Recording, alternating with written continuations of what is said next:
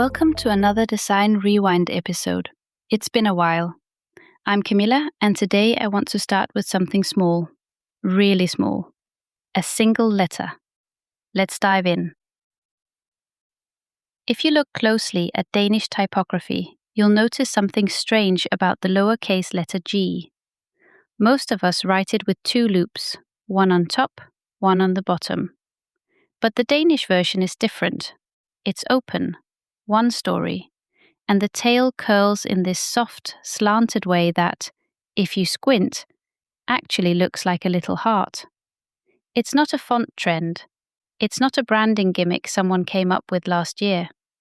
It's a design decision that's about 100 years old, and it comes from a movement most people outside Denmark have never heard of. It's called Skønvirke. Skønvirke means, literally, beautiful work. It emerged around the turn of the 20th century, roughly 1895 to 1915, when Denmark was figuring out its own response to Art Nouveau, which was sweeping across Europe at the time. But here's what made the Danish version different. Where a lot of international Art Nouveau went ornate, lots of decoration, lots of flourish, Skønvirke stayed grounded, rustic, a little heavier, slightly imperfect, on purpose. Metal workers would leave the hammer marks visible. Woodworkers let the joints show. The hand of the maker wasn't something to hide or polish away. It was the whole point. And here's the part I find most interesting. Skønvirke didn't reject industry or mass production. It used industrial methods flexibly, so that beautiful, well-made things could reach more people, not just the wealthy few who could commission custom work. Beauty, made by hand, made for everyone. Let's look at a few examples. Georg Jensen, still one of Denmark's most famous names in silver, built his whole reputation on this. Flowing lines, plants, flowers, vines. His Blossom tea and coffee set from 1905 has this low, stout silhouette with little playful details, toad's feet, a magnolia blossom, worked into the silver.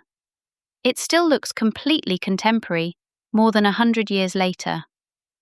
Thorvald Bindesbøll took that same spontaneous, nature-inspired hand and brought it into graphic design. You've probably seen his work without realizing it. He designed the Carlsberg logo in 1904. That green and white emblem with the star and the crown, still in use today. And that little Danish G we started with, that came out of Skønvirke typography too, inspired by Viking ornamentation and medieval lettering. It's a tiny detail, easy to miss, but once you notice it, you start seeing it everywhere. You'll find accompanying images in our newsletter.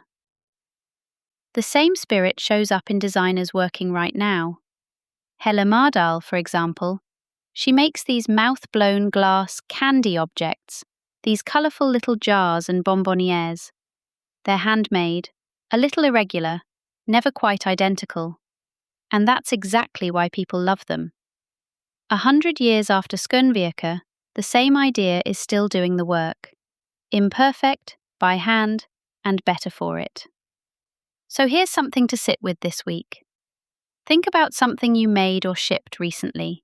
A piece of work, a document, a design, anything. Where is your hand still visible in it? And where have you smoothed everything out completely, sanded away every trace that a person made this? Just notice it. We're going to come back to this one in a future creativity session, so keep it in the back of your mind. That's it for today's Design Rewind. Next week, we're talking about a man who designed over 500 chairs, and what that obsession tells us about how Danish design thinks about function and beauty. Until then, stay curious.